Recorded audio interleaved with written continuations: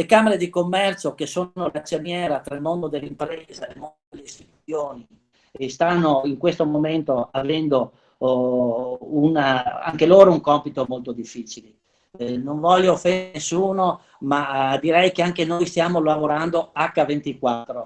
Direi che siamo il pronto soccorso per le nostre imprese. Perché dico questo? Perché in questi giorni, da quando è uscito l'ultimo decreto, il ruolo del sistema camerale, sancito proprio per legge, è quello di dare tutto il supporto alle istituzioni per far sì che le nostre imprese possano operare, e soprattutto per dare tutte quelle informazioni alle prefetture. Ricordo che in questi giorni sono state costituite dei comitati di lavoro istituzionali composti da esperti delle camere di commercio, da esperti della prefettura, della Guardia di Finanza e della provincia, per vagliare tutte quelle richieste che possono essere canalizzate alla prefettura o alla Camera di Commercio o tramite le associazioni di categoria, per quelle autorizzazioni in deroga per non interrompere la filiera della produzione. Quindi le 550.000 imprese venete hanno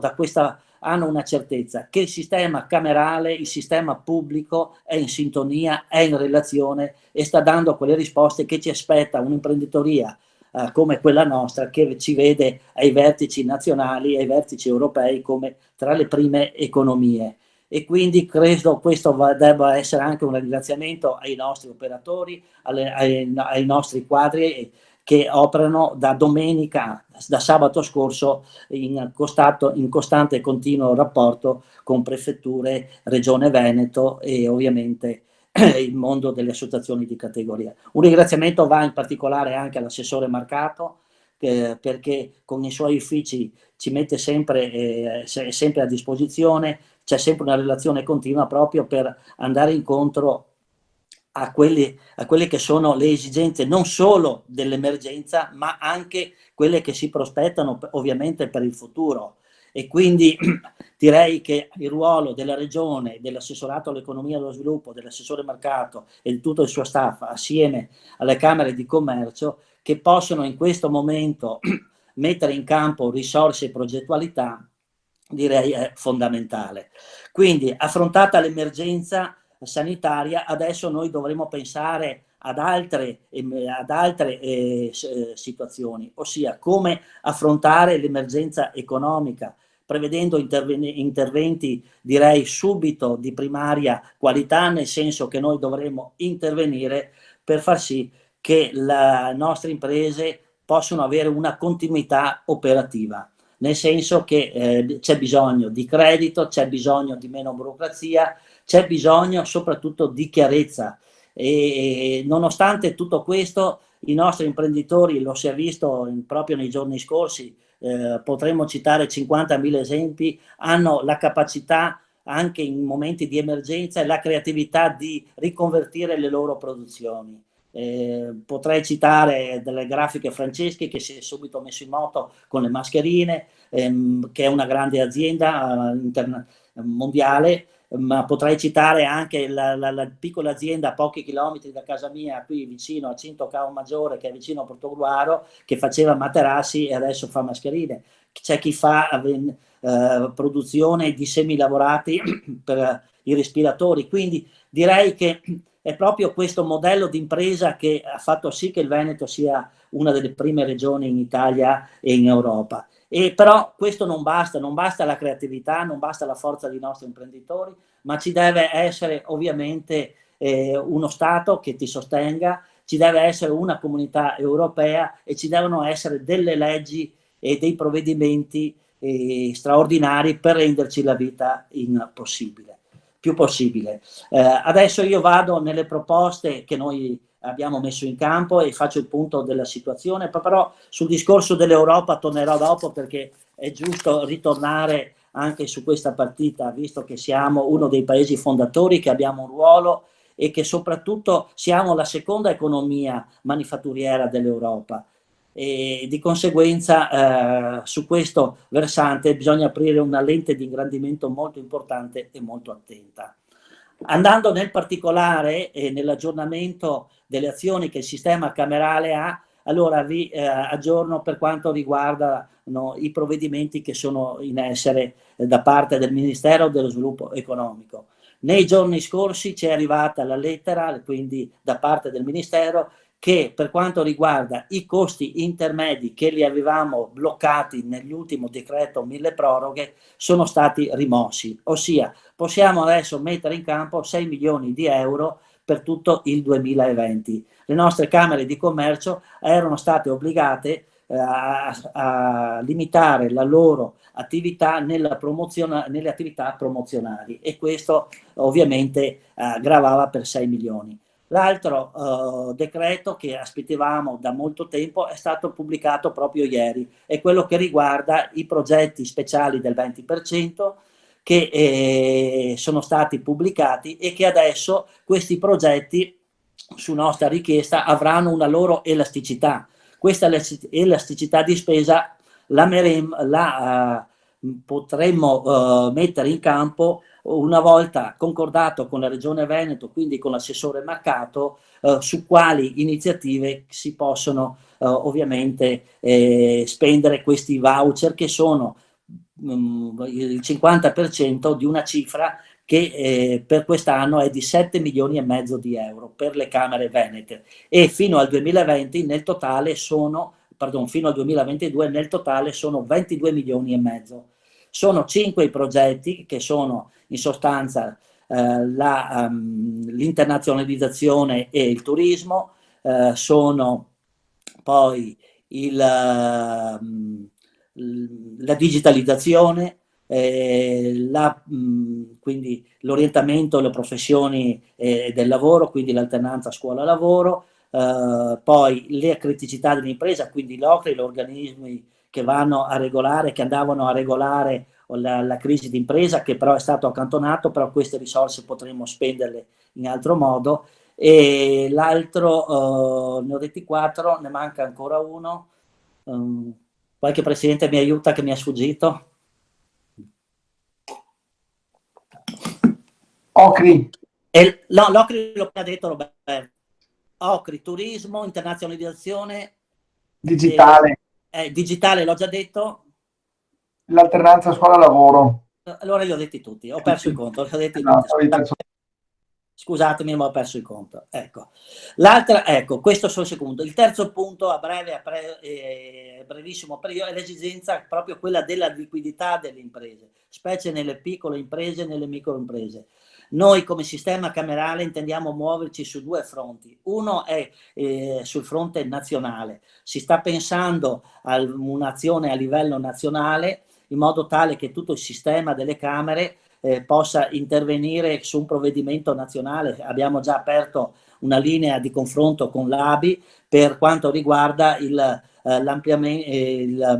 l'abbattimento dei costi e dei tassi di interesse per queste micro imprese. Poi c'è una parte che è quella legata al territorio, che quindi è da condividere sempre con l'assessorato alle attività produttive, con l'assessore Marcato, che sono ovviamente tutte quelle azioni che si possono fare a livello locale, quindi l'ampliamento del fondo di garanzia centrale, poi il rapporto con i confidi, una moratoria di rinvio dei pagamenti e degli adempimenti fiscali, che deve essere una moratoria molto molto direi seria, non spostare di pochi giorni, ma bensì spostarli e aiutare appunto le imprese. Quindi ci sono azioni direi concrete. Alcune giunte delle Camere già hanno deliberato forti finanziamenti, si parla di milioni di euro, proprio per dare in quanto prima queste possibilità. C'è un altro aspetto che bisogna quindi curare sull'attività del credito. E c'è anche uno strumento nuovo che è dato dal Fondo di Garanzia Nazionale che abbiamo come sistema camerale, che è quello che va ricordato, è quello del crowdfunding e di tutti quei nuovi strumenti che sono adesso a disposizione dal lending e altre attività. C'è però un problema, che è quello legato a cosa?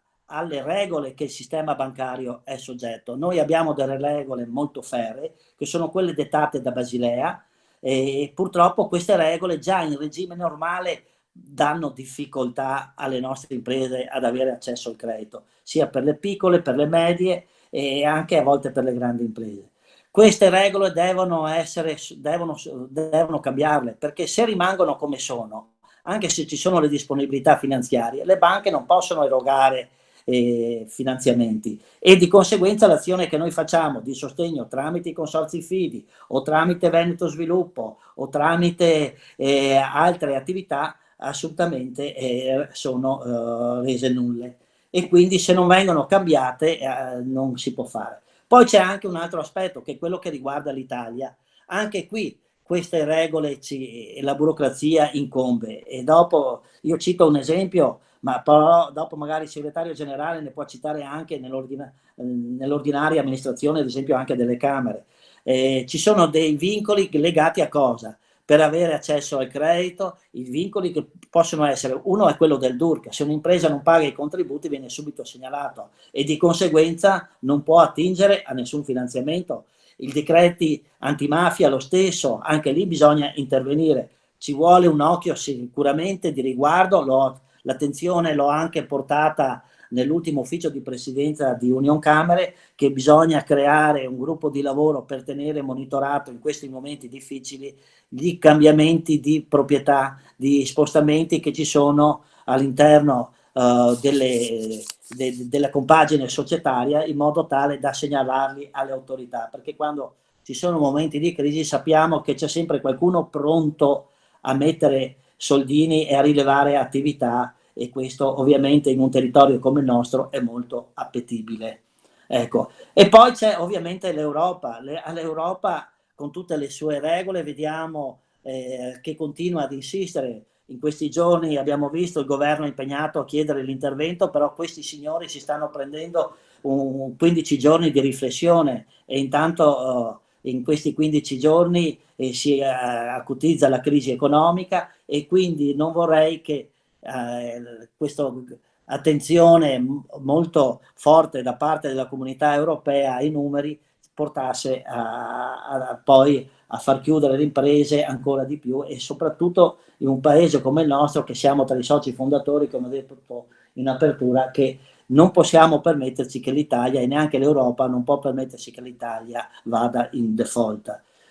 Io, guardate, sono sempre stato un ottimista e sono sempre stato un europeista, però un'Europa così non ci serve assolutamente.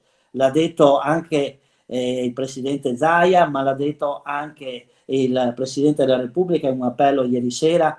Noi non possiamo permetterci di avere un'Europa, anzi l'Europa non può permetterci di continuare a ragionare in questi termini, perché obiettivamente si rischia anche la fine dell'Europa. E guardate, la mia preoccupazione è doppia, ossia da una parte sono europeista, ma dall'altra la mia preoccupazione in questa Europa a trazione tedesca è rivolta al mercato. Il nostro primo mercato è la Germania, e un'uscita dell'Italia dall'Europa ovviamente va a implicare cosa? Che anche dal punto di vista imprenditoriale e economico la Germania, essendo il nostro primo partner europeo, indubbiamente ci mette in crisi, in difficoltà anche questo. La Francia è il secondo e la Gran Bretagna è il terzo. Però un'Europa così non può essere egoista fino alla fine. E qui verrebbero anche cattivi pensieri, ma è meglio star buoni e cercare di essere i più istituzionali e meno imprenditoriali in questo momento.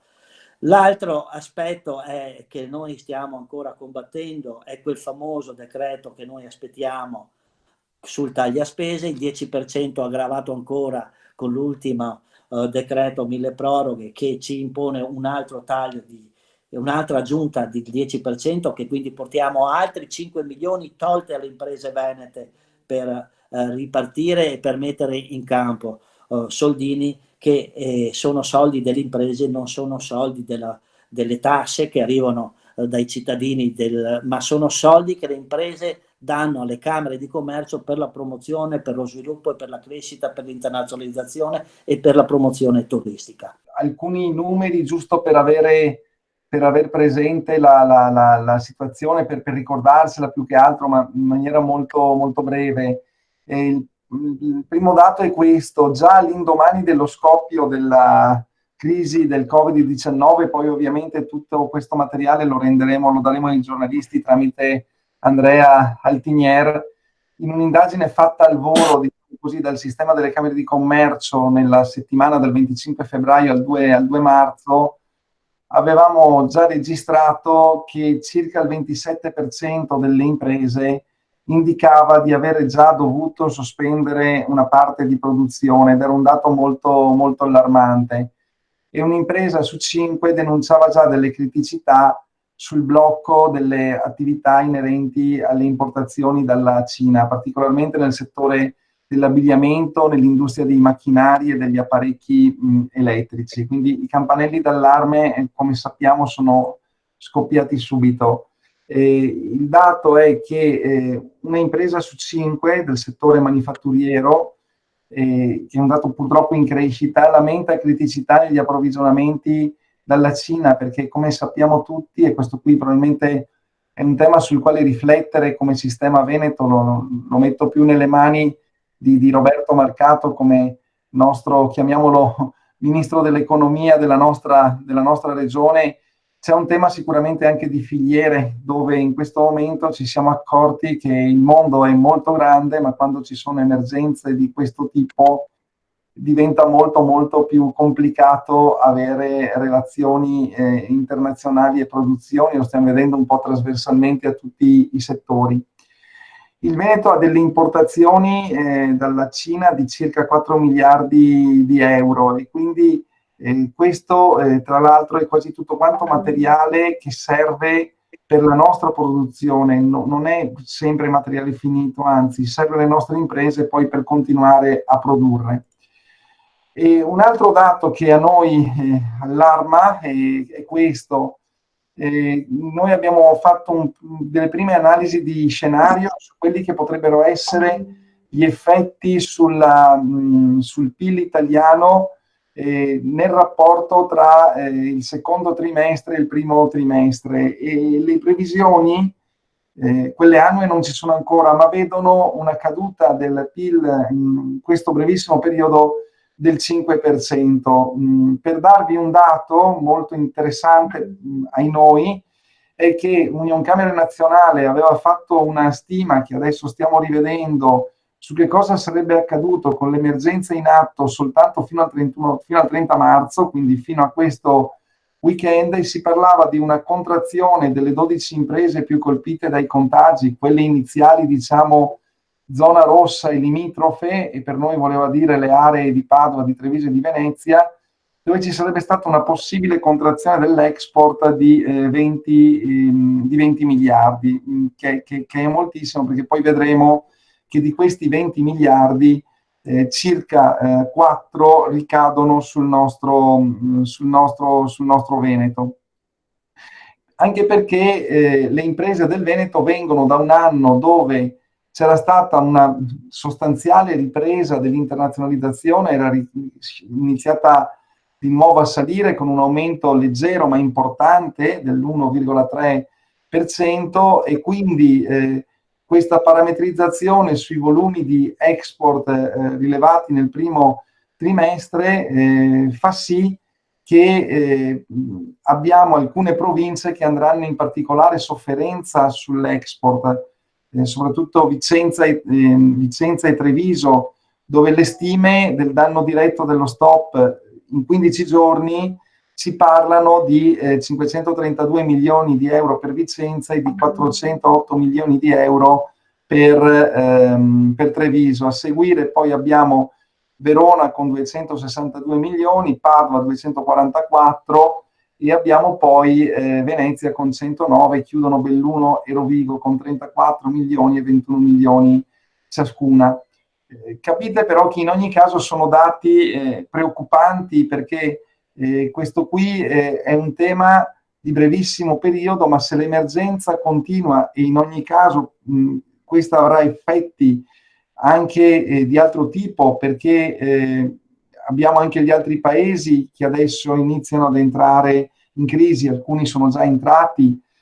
Ci diceva qualche ora fa il nostro collega della Camera di Commercio italo-tedesco a Francoforte che sono iniziate addirittura da parte del governo tedesco, soprattutto in Assia, delle richieste alle imprese di cedere eventuali quantitativi di mascherine, di queste famigerate mascherine allo Stato per far fronte all'emergenza.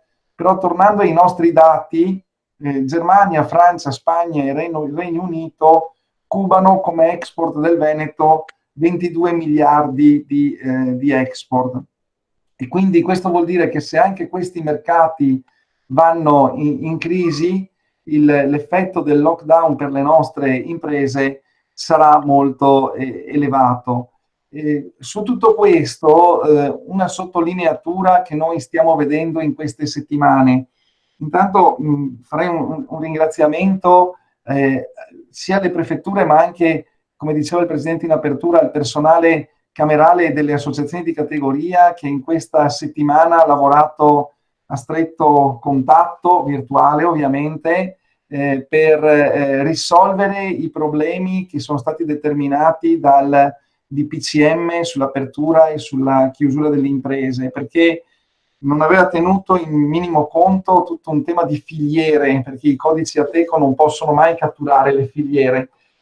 E quindi siamo riusciti in questa settimana a dare parecchie soluzioni ad imprese che stanno generando produzioni ancora strategiche per il nostro paese.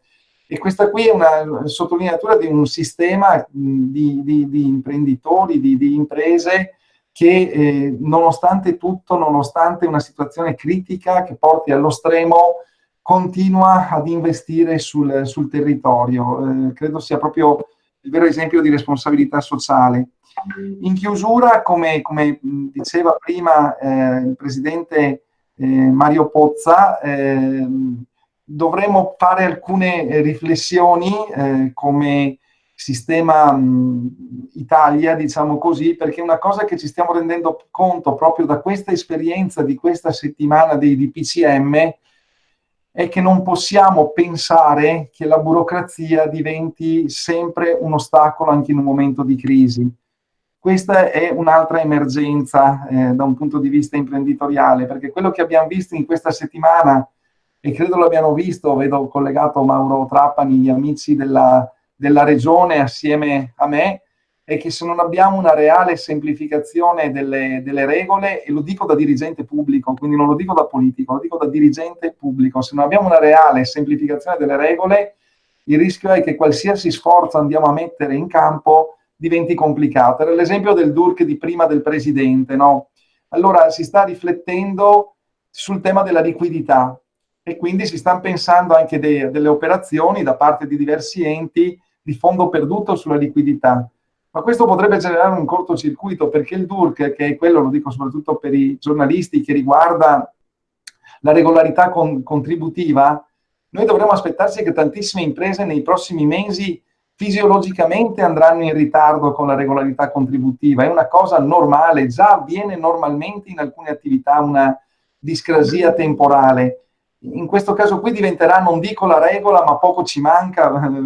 E noi quindi potremo andare a costruire dei bandi per dare liquidità e poi essere bloccati sulla loro erogazione perché non sono in regola col DURC, che è l'esatto motivo per cui si vanno a costruire i bandi per dare liquidità alle imprese. Su questi cortocircuiti qui dobbiamo assolutamente in una alleanza tra Regione, Camere di Commercio e categorie produttive chiedere a gran voce, a mio parere, di intervenire, perché il rischio altrimenti è che la burocrazia diventi poi un ulteriore motivo di morte per le nostre imprese, soprattutto in un momento di questo tipo. L'invito che faccio a tutti, visto che noi abbiamo il ruolo di essere, come dire, di avere la responsabilità delle decisioni, è di non farci prendere dall'emotività, ma di, come ha fatto oggi la Camera di Commercio e Unioncamere, avere dei dati certi di analisi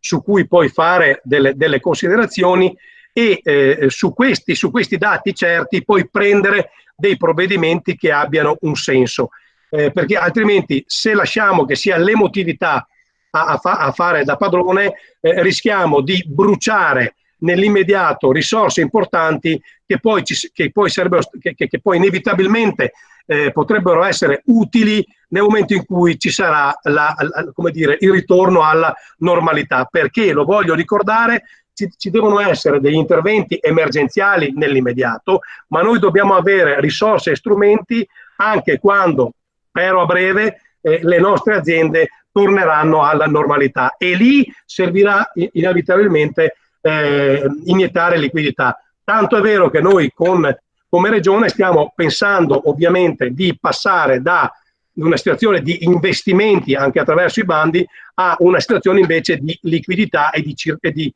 aumento del circolante. Questa è l'esigenza e su questo noi ci stiamo muovendo. Dopodiché lancio un allarme, e lo lancio, spero che sia condiviso anche dalle Camere, e visto che c'è la stampa lo voglio dire in maniera netta e forte. Noi, oltre alla perdita di competitività, oltre alla perdita di lavoro, oltre alla perdita di PIL, abbiamo altri due rischi enormi che sono altrettanto importanti. Uno, quello di, visto come dire, il depotenziamento di alcune nostre imprese, anche di alcuni gioielli del nostro paese, delle nostre regioni, che qualcuno possa venire a fare man bassa e quindi di fare spesa e di acquisti a man bassa di nostre aziende. Quindi noi dobbiamo anche immaginare strumenti di protezione, come ha fatto la Francia e come fa sempre la Francia, come fanno altri paesi quando si cercano delle OPA ostili nei confronti delle aziende. Bisogna pensare anche a un sistema di protezione delle nostre aziende sane, perché non vorrei mai che qualcuno pensasse di arrivare qua e con la scusa magari di qualche aiuto poi facesse man bassa delle nostre aziende. Una. La seconda, e su questo vi prego di fare una riflessione importante, in situazioni come queste, dove la crisi permea tutti i settori produttivi, il rischio di infiltrazioni mafiose e di organizzazioni criminali che anche loro possono acquistare o infiltrarsi è una ipotesi molto molto vicina. Anche su questo va fatto un ragionamento regione, Stato, Camere, associazioni di categoria, prefetture, forze dell'ordine. Noi dobbiamo fare attorno alle nostre imprese, mettere una griglia ferrea che non consenta la penetrazione di criminalità organizzata, perché una volta che abbiamo svenduto le nostre aziende e una volta che è entrata la criminalità organizzata non se ne vanno più, e allora rischiamo che, oltre a vedere il nostro tessuto produttivo intaccato dalla crisi, non sia intaccato anche da quel cancro che è la mafia in questo paese. Ecco, mi premeva fare queste considerazioni, visto che stiamo parlando fra addetti ai lavori, ma credo che siano considerazioni importanti. Ultimo appello, e condivido l'analisi che ha fatto oggi la CGIA di Mestre, ha dato dei dati spaventosi fra debiti delle PA nei confronti delle aziende e opere pubbliche che non partono finanziate. Stiamo parlando di un volume d'affari di 115 miliardi di euro. Ci sono 40 miliardi che le nostre aziende avanzano dalle pubbliche amministrazioni. Per cortesia, Stato, liberate queste risorse, perché oggi anche un euro dato in più alle nostre aziende può dare una speranza ulteriore di ripresa.